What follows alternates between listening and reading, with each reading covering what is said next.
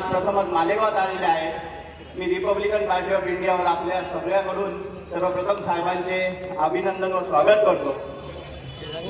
आज इथे नसतील काही कारणास्तव आले नसतील, त्या मायबाप जनतेने संपूर्ण तालुक्याने साहेबांना भरभरून आशीर्वाद दिले आणि प्रचाराच्या दरम्यान सर्वांनी जे सांगितलेलं होतं की जर आपण भरभरून आशीर्वाद दिले तर माननीय नामदार एकनाथजी शिंदे साहेब ज्यांचं महाराष्ट्रावर तर प्रेम आहेच, परंतु साहेबांच्या माध्यमातून मालेगावात देखील जास्त प्रेम आहे आणि त्या प्रेमापोटीच त्यांनी आपल्याला शिक्षण मंत्री अशा उच्च पदावर साहेबांची नियुक्ती केली आणि एक मालेगावला नव्याने एक स्वाभिमान अभिमान हा प्राप्त झालेला आहे.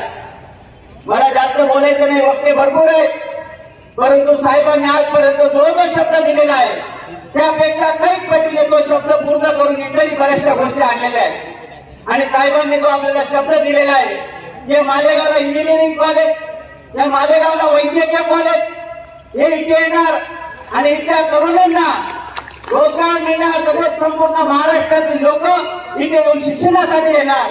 ही आता कृषी पंढरी शैक्षणिक पंढरी होईल अशी मला खात्री आहे आणि आपण पुन्हा एकदा टाळ्याच्या गजरात साहेबांचं स्वागत करू आणि रिपब्लिकन पार्टी ऑफ इंडिया तर्फे मी त्यांचे जाहीर अभिनंदन करतो. जय भीम, जय महाराष्ट्र, जय.